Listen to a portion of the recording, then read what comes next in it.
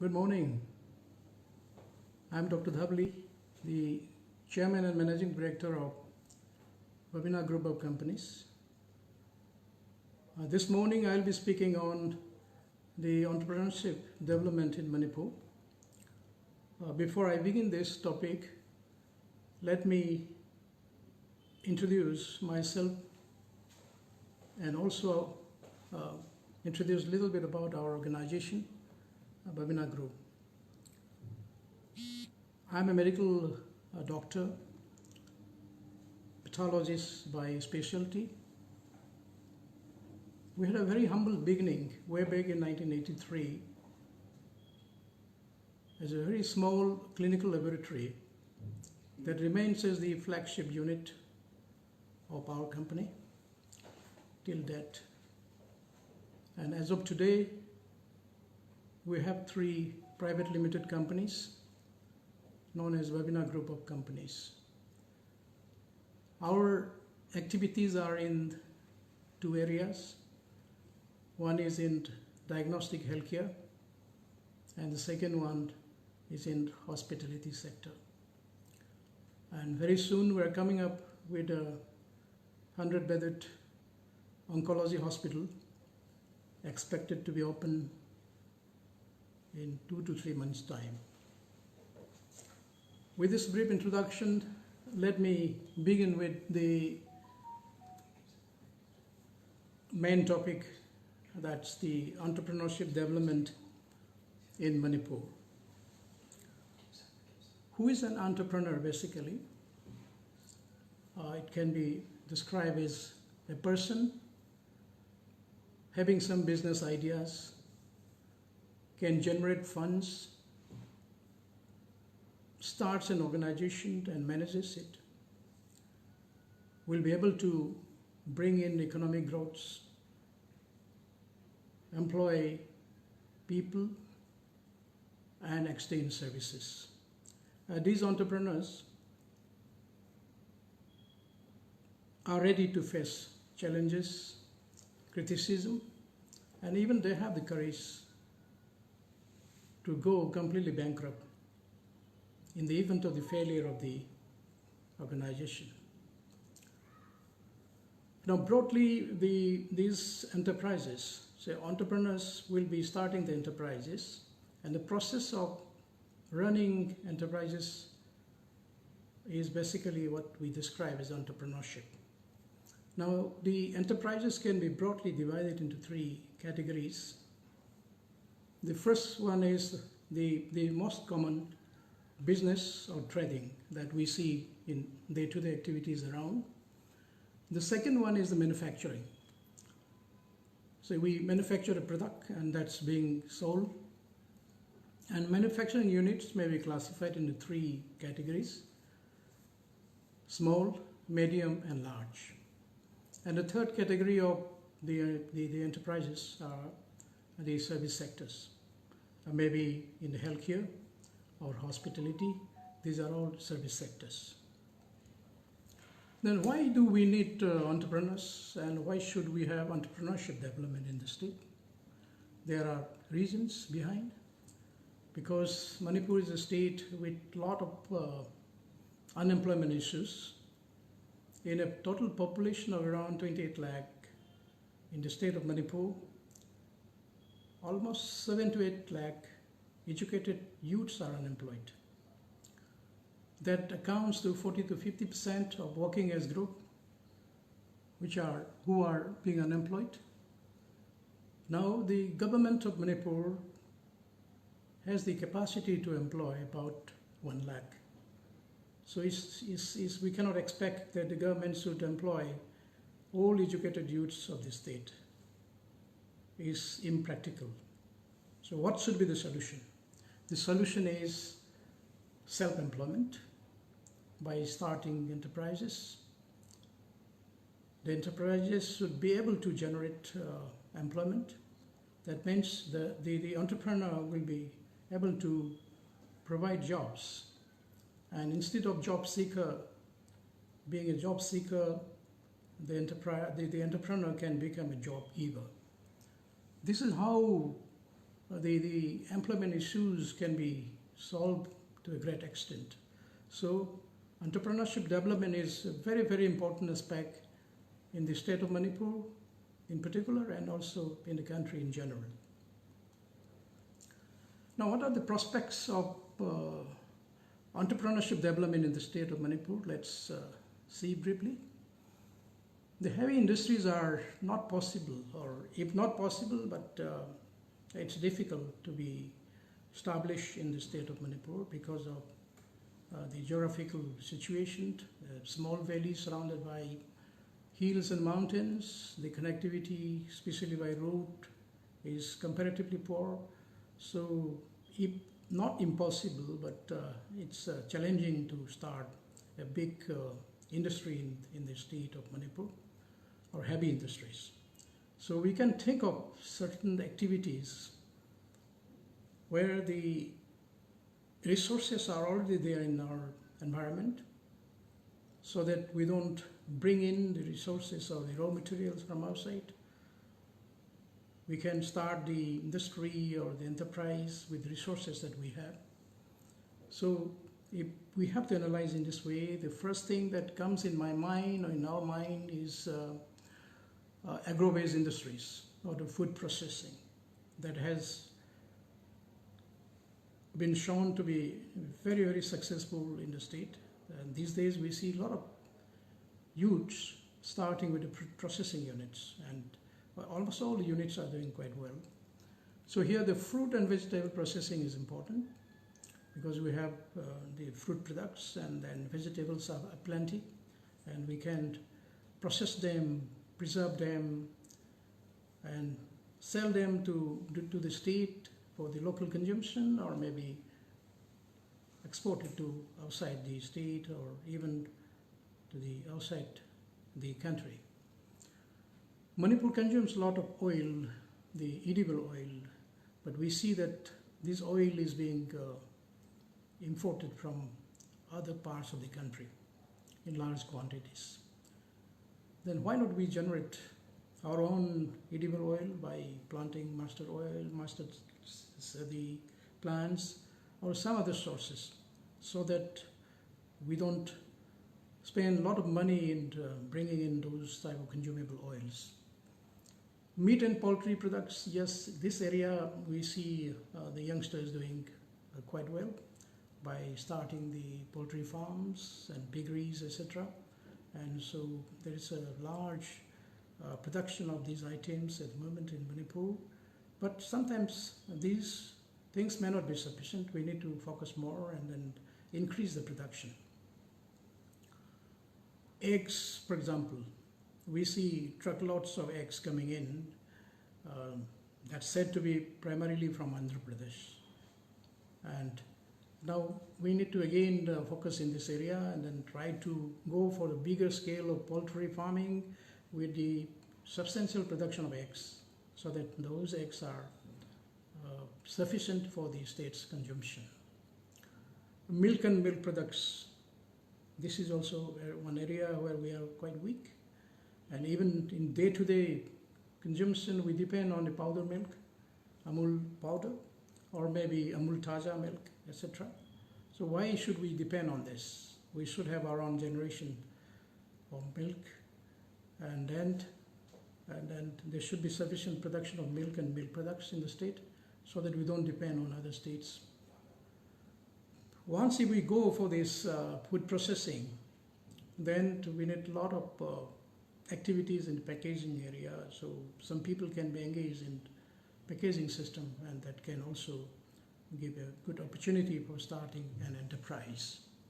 Manipur has got plenty of bamboo in the hills and also in the valley. So bamboo and timber-based products are the area where one can think of starting an industry for production, for local use, or maybe for export.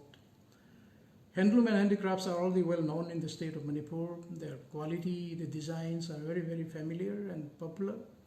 And this is also an area where we need to give more stress for larger scale production.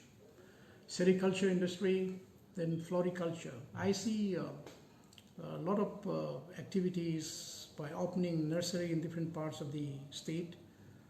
That's mainly for the floriculture.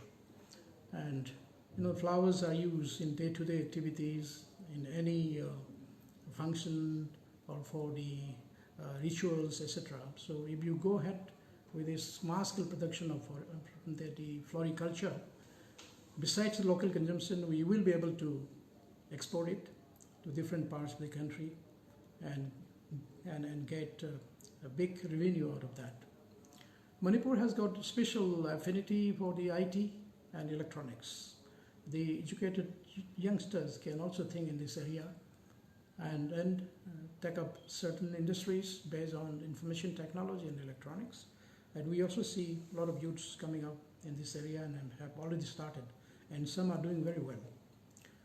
Tourism and hospitality industry is one area where we are currently involved. Personally, I'm involved in this, and we already have the 3-star category hotels and also a resort in Loktak Lake. And Manipur has got a lot of potential for tourism development. And we have been talking about potential for last many years, but so far we are not able to tap these potentials up to the expected levels so far. But if we give more stress on improving the image of Manipur, which is comparatively poor in the outside the state, maybe in other parts of the country or in the world, that Manipur is not a very safe zone to travel. And this sort of wrong impression we need to rectify and make Manipur known to other parts of the country, and also give or spread the good image about Manipur to the outside world. Then we have unlimited resources in terms of tourism, and we can definitely tap this potential properly. And naturally, once the tourism activities pick up, hospitality will go along with this, and hospitality sector will grow. And this growth will not depend only on, or will not be giving benefit only to the hotels, but there are trickling effect on so many areas like travel agents, ticketing agencies, the taxi drivers, tourist guides, those people who are supplying the raw materials to the hotels, the consumables, and then the handloom and handicrafts and local the souvenir items who can prepare a lot of them, sell them to the visiting tourists. So these are areas where we can think of and then start enterprises in the state. Healthcare, of course, I'm also in this area, currently in the diagnostic healthcare and coming up with a hospital soon. Now, healthcare, yes, a lot of patients are going outside Manipur for treatment. Guwahati, Delhi, Mumbai, and also to other parts of the country for getting treatment. Now, if we give more importance to the quality of treatment, then facilities, and then to gain confidence of the local people, then we should be able to prevent this exodus of patients to other parts of the country and spending huge money, and then that's the loss in the exchequer of Manipur. So this can also be prevented. And besides that, we have neighbor next to our border, that's the Myanmar. Comparatively, they have the limited health facilities as of now. So this is also one area where the healthcare institutions in the state can tap that potential. Border trade, I don't need to mention, it's already known that Tamu and Mori in our Indian side and then Tamu in Myanmar, the border trade has been going on for a long time. But the capacity or the size of the business or volume of the business is very limited as of now. And with the East policy coming in, we have a lot of expectation, but I think we still have to wait some more time to have the full-blown border trade system in this area. when we start enterprises, do some activities in business, we are bound to have issues and challenges. Let me speak a little bit on this. The infrastructural challenges, these include the power supply, water, transport and communication. Frankly, the power supply in the state of Manipur has improved tremendously in the last few years. Water supply is also in the process of improvement, and transport and communication is becoming better.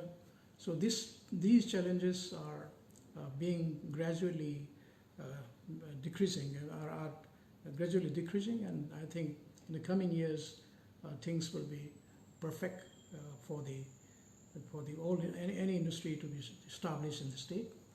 And financial problems are quite a big issue, because anyone who is willing to start an enterprise, he or she will need funds.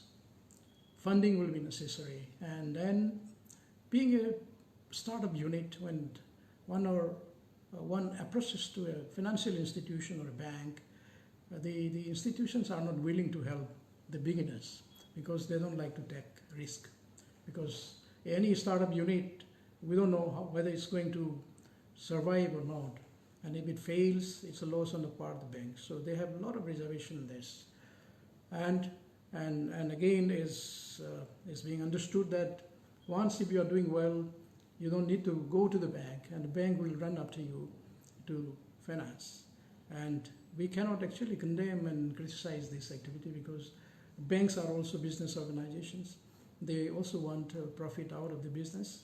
They don't like to lose their capital while doing the business. So we have to understand that. And we need to find out ways and means, and the government has a role to play in this sector, where the government should be helping the startup units. And of course, honestly, the recovery rate of loans in the state of Manipur has not been very good. Honestly, the people who have taken loans from banks for starting some units, the repayment habits are bad. That's also bad for the new startups, because if some people are not doing good, they are not repaying properly on time or regularly, that gives a wrong impression to the financiers. And then those people who are genuinely requiring that money and approaching the banks are not ready to help. So this sort of vicious cycle is there that we need to break. Other challenges include the limited market, because it's a small state with say less than 3 million population, and naturally the consumption will be comparatively less. So when we do some surveys or some production activities, there's a limited market, but we need to expand the market, go beyond the state, go to the neighboring states or beyond, or in other parts of the country, or even think of exporting to the foreign countries. Then the market can be expanded like that. Another challenge that we face is the limited raw materials. That when we are starting with a manufacturing sort of industry, then we need raw materials, and at the time we may need to be supplied with the adequate raw materials. This is another thing. And law and order situation, though in the last few years there is a significant improvement, and it was the big challenge for all the units running in Manipur because of the extortion and other activities. The industries are facing a big problem, but now it's on the decline. Bunch and blockades, again, there is significant improvement in the last few years, and hopefully this will continue, giving a very, very favorable environment for all industries to function in the state. We need specific skilling. Say generally in the education, what we do and we focus is, everyone goes for a general studies, maybe a graduation in some general lines.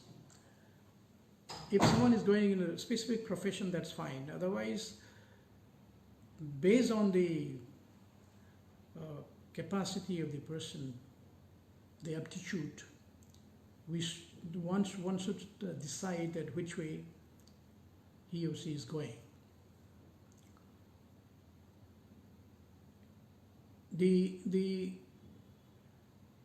Just going on to the general studies after completion of the graduation or master and searching for a job, that time there are limitations. So specific skilling is very important. In our experience, when people are approaching us for providing jobs, that time we say that do you have any specific areas where you have been trained, or do you have any specific skill that we asked to the people. And we are generally impressed when they have a specific skill, maybe in IT, maybe in some other areas where they have specific skills, maybe in soft skills, communication skills, etc. If they have a specific qualification, then that's the privilege and the advantage. But if somebody comes with just a graduation or master certificate, we are not normally very impressed for the employment. So this is our personal experience. Based on this, and then based on other the experience, others' experience, that we should go and focus on specific skill training. And we also need to bring awareness and by career counseling at the schools and the colleges level. And then there are options, so many options available in the world, in the market, and then the individual can decide at the school level or at the college level, and then choose the line he or she wants and then go in that profession. We need to focus on, as I already mentioned, about the soft skills. The communication is very, very important when we do some activities, maybe business or some other areas. And workplace skilling or skills and IT skills are very important these days. So the focus areas of skilling include in service sector, the hospitality, the retail, banking and finance, information technology, etc. Skill training is important on handloom and handicrafts, as this is one area where we can focus and we have a lot of potentials. The apparel, agriculture, horticulture, floriculture and food processing. They all need a specific skill training. Those people who are going to work in these areas or going to establish such type of units, they all need a specific skill training. And then training on construction. A lot of construction activities are going on in our environment, in our surroundings. Maybe a building, maybe road, maybe railways, or maybe let's say people who are associated with these constructions like heavy vehicle driving, etc. So they also need some specific skill training. In this area, I would like to focus or impress that in a state of Manipur, we have very limited skilled laborers or skilled people in the building construction, for example.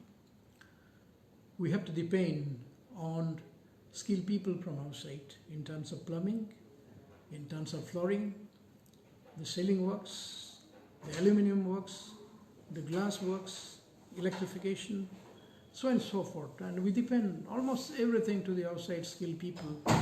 And why not we focus in this area, give our people, unemployed youths, based on their education level, give them training or take training by themselves and go for these areas. So we can easily get a lot of employment in the state, because construction is an ongoing process and will continue in the coming years, and a lot of employment can be generated, and one should think seriously in this area and get the training.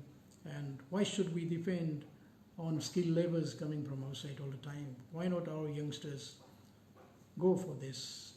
And it's very, very promising. One doesn't need to spend whole life in doing the flooring work or plumbing work or ceiling work.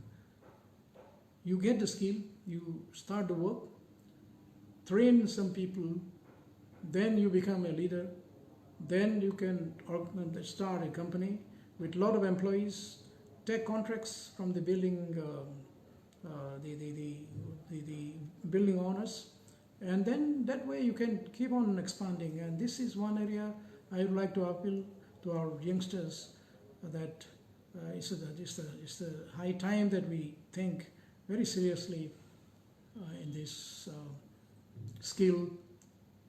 scaling about the building constructions. Yes, similarly in roadways and the highway construction, etc. There also we see a lot of outsiders coming and working in our state. Manipur government is doing very seriously and taking up a lot of activities these days, that especially for the startup units. For the last 2 years, we have seen that all startup units are being provided grants. They are also given the opportunity to get financial assistance from the banks where the government is a guarantor. That way, there's a lot of support coming up these days. And I would appeal to those who are going for the startups to take the full advantage of this opportunity. And of course, all startups may not survive, and to make them survive in the maximum level, we should go establishing incubation centers or the incubators where the startups are being supported so that they can pass through a very critical phase in the initial stage and survive and then grow. So this is very, very important. And another appeal to the entrepreneurs, upcoming entrepreneurs, the youngsters, that we need commitment, we need hard work, and we need discipline. These three things are important to carry out activities related with enterprises or to become a successful entrepreneurs. To conclude, entrepreneurship development in Manipur is a bit slow, but it's growing.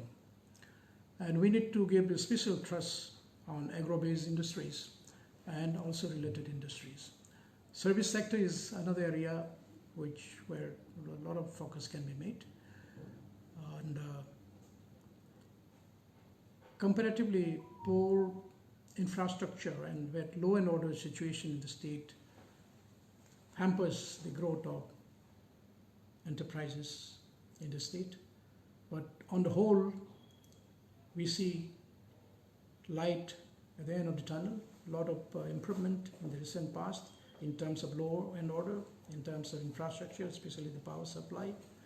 And with these improvements and also assistance from the government and other financial institutions and a bit of seriousness on the part of the entrepreneurs, I think the future of Manipur is definitely, I think, is very, very bright. Thank you very much for your patient hearing.